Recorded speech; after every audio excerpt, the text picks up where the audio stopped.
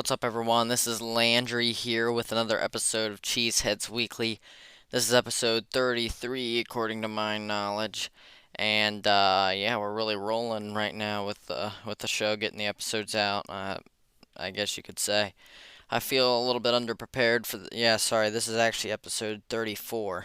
I do feel a little bit underprepared for this one, and obviously not quite as excited to do this one either. Uh, Packers coming off a loss to the Falcons. We'll break some of that all down. I feel like, I don't know, I don't have quite as much information to give you.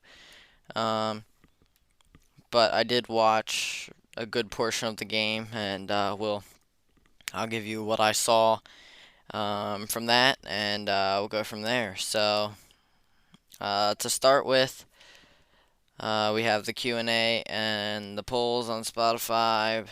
Both of those things. Last week we had 13 listens, which is a lot for recent history here for the show, which is great. But we only had one vote in the poll last I checked. No answers in the Q&A. It'd be great if we could get some more of that, and also some voice message. Haven't seen one of those since like months ago. So it'd be cool if we could see one of those. It would make the show a lot of fun. It feels like it's just me out here on my island doing my thing, and nothing really. No one cares, which is okay. I mean, you can listen to it. You don't have to always do something, but uh, I appreciate the support, the listens, and everything. But it makes it a lot more fun if there's more discussion. So yeah, the show's available on Spotify, Google Podcasts, iHeartRadio, and Pandora. I should be able to get the show out on Apple soon, unless it causes me more issues.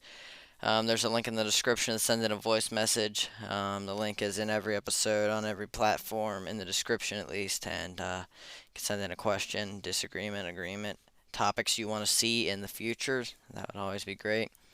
A new segment for me, maybe. Um, Yeah, new episodes come out every Tuesday, and you can hit the bell on Spotify and maybe some other places too to be notified when a new episode comes out. You can tell your friends about the show. You can rate the show, um, at least on Spotify for sure. Tell your friends about the show is definitely a big one. Get the word out. You can do that, and you can follow the show on Instagram every week. I've been posting, or so far at least, I've been posting, stories of different highlights. Um, I'm pretty much reposting a lot of the stuff that the Packers account posts, and then kind of my notes for each one, and different little posts, trying to be somewhat active, but not too much, if you know what I mean. And you can also check on the website. It has all the episodes and not much else. How you can follow the podcast and subscribe to the podcast, which is helpful.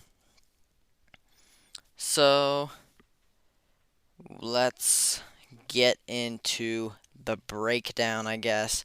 I still did not get my playoffs bracket done. I'll probably reveal that, fill that out, reveal that here in the near future, obviously before the playoffs. I also forgot to make a Super Bowl prediction. So maybe I should do that after 2 weeks. We'll see what we can do with that. Um, so yeah, I don't know. It's really been a really weird 2 weeks. Eagles have not started off great. The Bengals have not started off great. Eagles are 2-0. Bengals are either 1-1 or 0-2. I'm not sure which. Yeah, pretty much it's been kind of a weird first 2 weeks of the season. Packers just quietly, rolling through the first 2 weeks with, some good, some bad, definitely. Obviously, the loss in week two, but they've been kind of a quiet team. Not a whole lot of people talking about them. Um, yeah, I don't know. It's really been weird. So we'll see what happens, but I know, like in fantasy football, I've had some surprises. Some of my players who I thought were going to be great, not doing so good, like Jamar Chase. Damian Pierce, Najee Harris. Najee Harris, maybe I should have seen that coming, but man, I keep trying to draft him, and he keeps letting me down. So we'll see what happens. Yeah, with the NFL. So next week I'll try to reveal my Super Bowl prediction, and maybe I'll just have my whole playoff bracket there so that we can do the whole thing. Um, we'll see how that works. So here we go. I'll kind of break things down a little bit. This is probably gonna be a shorter episode. Like I said, I feel a little bit underprepared. Yeah, Packers, they looked pretty good in the first half. I pretty much only watched the second half.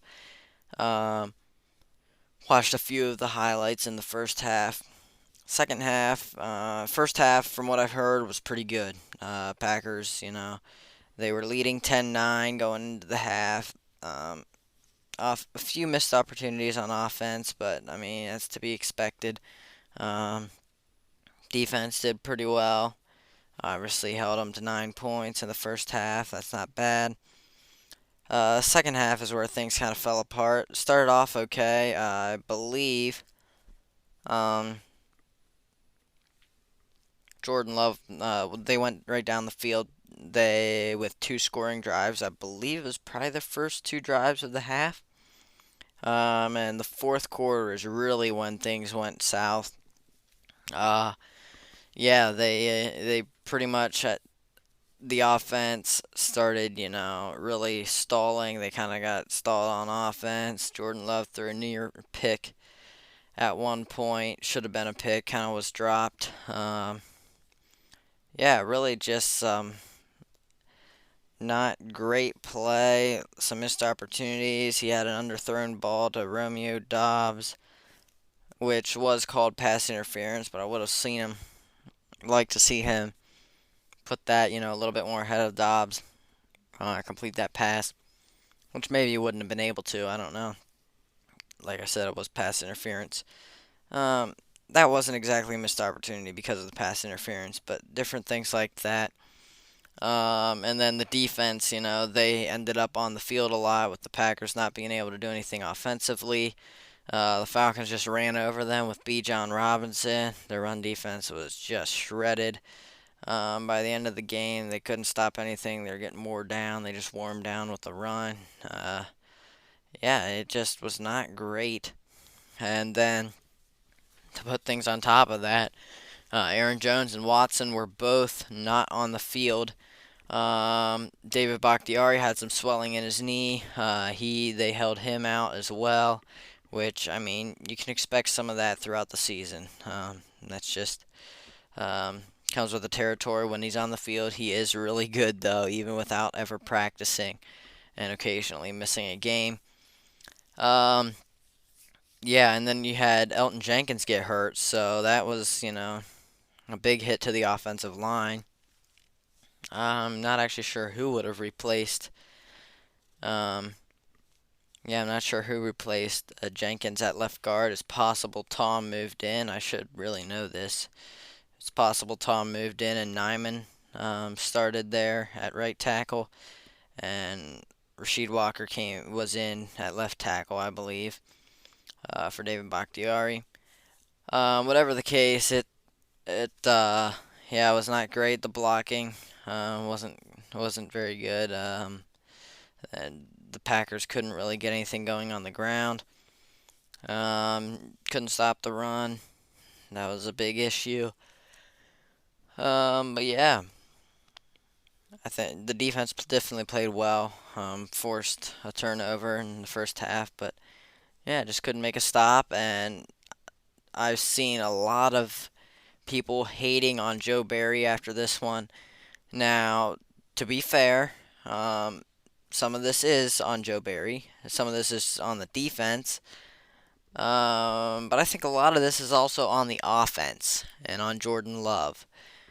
Now, I realize I love Jordan Love just as much as everyone else does, man. I think he's really cool. Great guy. Fun player to watch. I'm absolutely going to be defending Jordan Love, and I will defend him more than I would defend Joe Barry. But I do think Joe Barry does deserve a little bit of credit here. Yes, in the fourth quarter, he was kind of outmatched as far as play calling by Arthur Smith. But to be fair, he really didn't have. There wasn't much he could do. Bijan Robinson absolutely tore the defense apart, just running the ball, and then his pass catching skills. Joe Barry, I think he did some good things. He was willing to change the defense. You know, he normally likes to play a lot of guys in coverage. Bijan Robinson was shredding him. He put more guys in there, stacked the box. Arthur Smith, there was the one play. He was bringing guys in, stack the box, playing man coverage then with the receivers, which I thought was a good idea, you know. Lots of guys in the box. If they go play action, try to pass it. Lots of guys there to rush the passer, and then man coverage. I'm happy with that because you got Rasul Douglas, who had an interception earlier in the game. You have Jair Alexander. I'm pretty confident that they can lock down their receiving options. But I tell you what, man, that he went man coverage, stacked the box, and the Falcons sent Bijan Robinson out wide. Well, what's going to happen? A linebacker has to guard him, and it happened to be Devondre Campbell. He was absolutely outmatched. I don't think there's really any linebacker, or at least not many. Possibly Quay Walker could have. I don't think he could have either. Very tough for a linebacker to stick with Bijan Robinson, and it was just an easy pass completion. Um, and yeah, it was just a chess match. And when you got a guy like Bijan Robinson, talent like that on your team, and he's easily just gashing you, the defense is tired. There's just very little you can do to stop their offense. Because you can do play action stuff. You can shoot it out to them on a screen. Um, or play man coverage, and that gives you some options in the passing game off play action or whatever. Opens up some options there. So yeah, there wasn't really much the Packers could do defensively. Really, what needed to happen, the offense needed to stay on the field. They needed to get down there and score. All they needed to do was score one more time. That would have been enough to get them the win.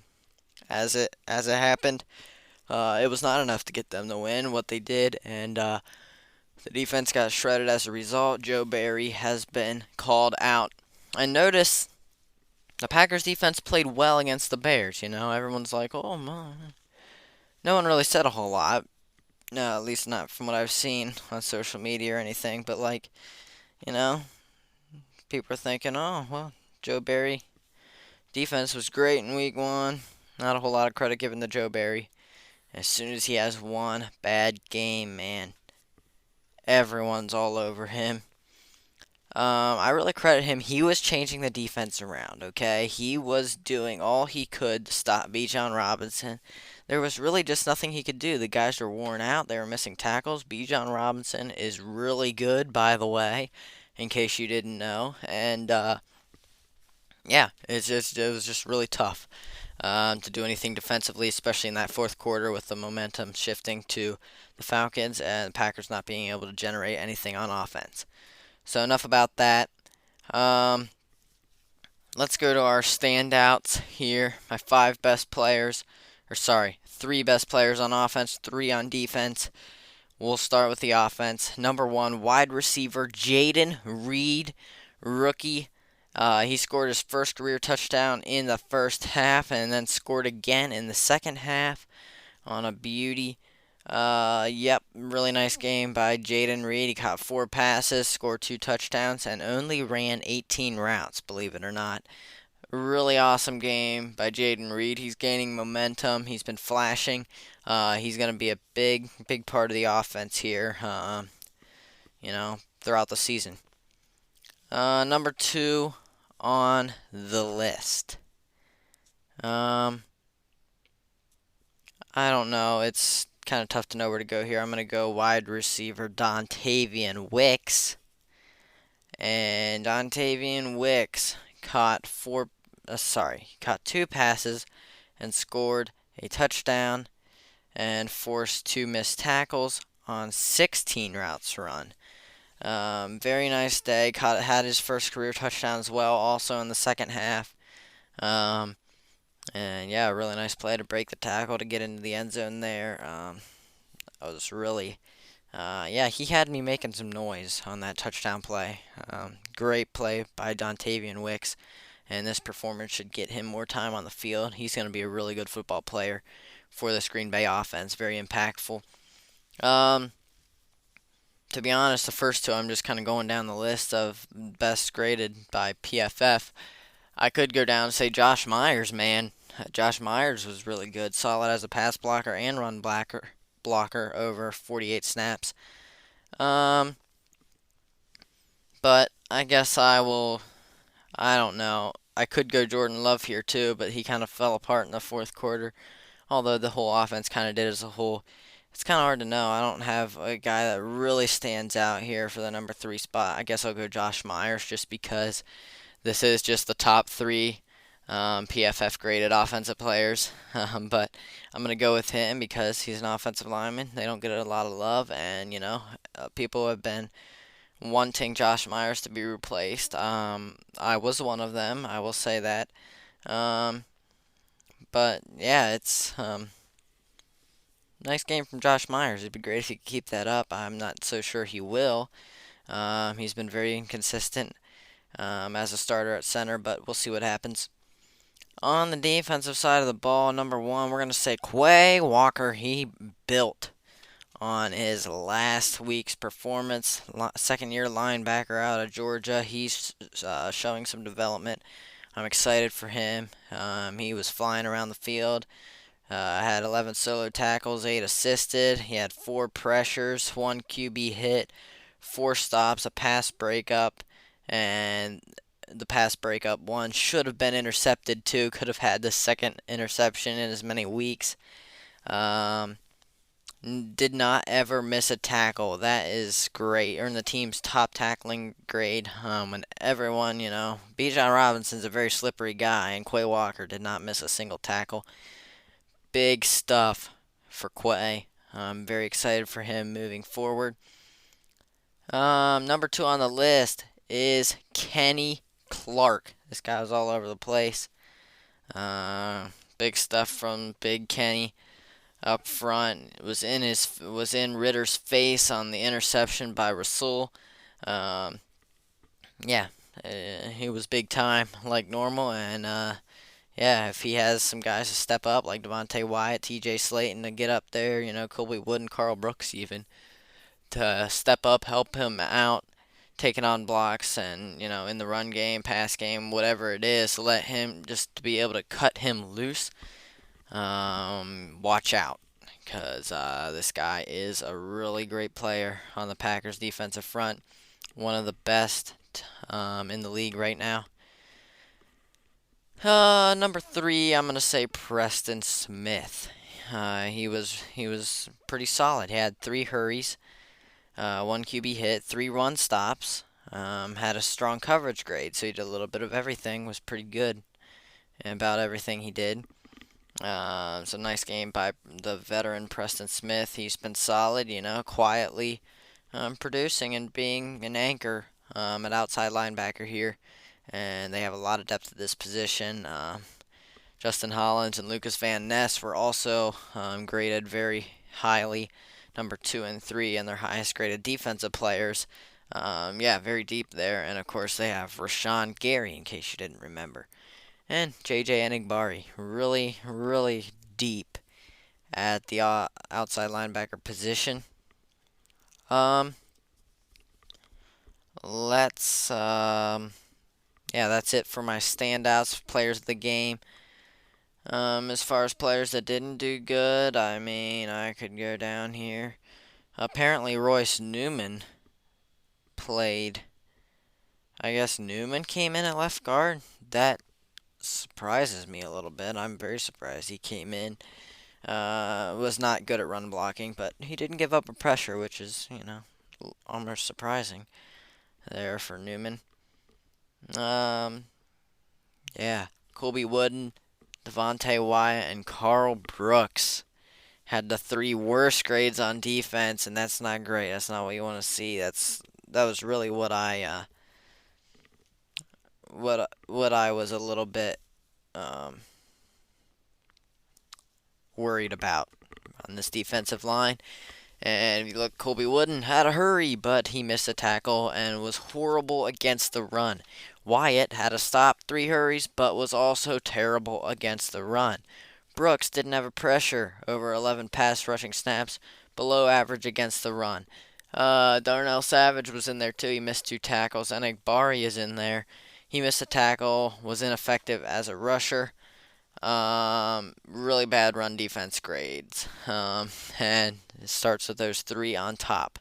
The defensive linemen got to be better, and we knew this was going to be where they struggled. And these three right here are the guys that are most known for their pass rushing prowess, and they're good. They're athletic. They can, especially Devontae Wyatt, they're really good at getting after the quarterback.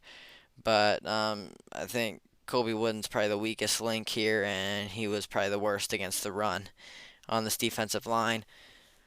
He can get after the pass, but yeah, really struggles against the run.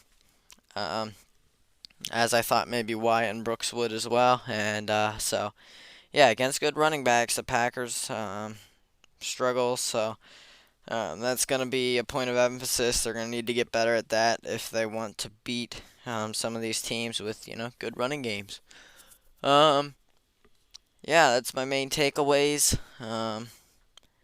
Unfortunately, Keyshawn Nixon returned one from 9 yards deep. Unfortunately, we didn't get to see him break loose on a kick return yet and return a really nice one. Just waiting for that to happen, but maybe teams are starting to figure him out. Yeah, that's pretty much it. That'll do it for today, I guess. I'll hopefully do a little bit more tomorrow, maybe, or sorry, not tomorrow, next week. Let me know in a voice message, comments on Instagram, wherever. Email me what to do about predicting the games. I am playing ESPN Pigskin Pick'em, but yeah, I don't know. It's kind of tough to fit do really early predictions along with my reactions to the week. So I don't really think I'm going to be able to have time. It's possible I could post it on Instagram. Might not even have time for that during the week for another episode or anything. So let me know what you want me to do for that. If you have any suggestions, that would be great. That's all for today. Tell your friends about the show. Rate the show. Check out the website at greatcove.net/cheeseheadz. Follow the show on Instagram at cheeseheads_weekly. That's all for today. Thank you for listening to this episode of the show. Stay tuned for my week 3 reactions and Super Bowl prediction next week. I'll talk to you later. Goodbye.